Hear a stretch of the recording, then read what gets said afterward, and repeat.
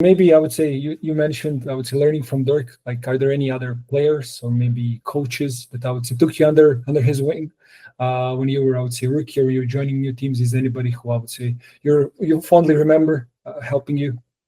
I mean, just seeing, looking at recent events, I would say Greg Popovich.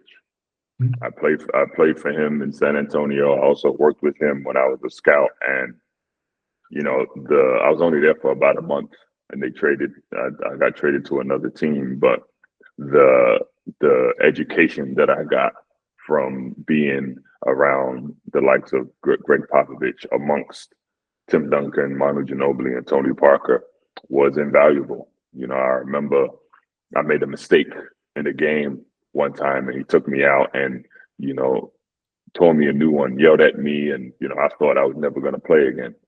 And a few minutes later, Tim Duncan makes the exact same mistake, and Greg Popovich yelled at him maybe even yelled at him more so, and got on him even more.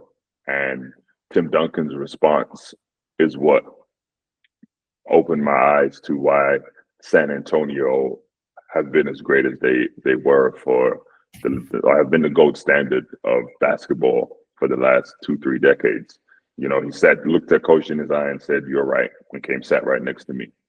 But seeing how arguably the greatest power forward responds that way, but then also arguably the greatest coach that we've seen to still hold all his players accountable in the same way, really warmed my heart to see from Greg Popovich's point of view, because I'm an undrafted rookie. They signed me on a 10-day contract. He didn't.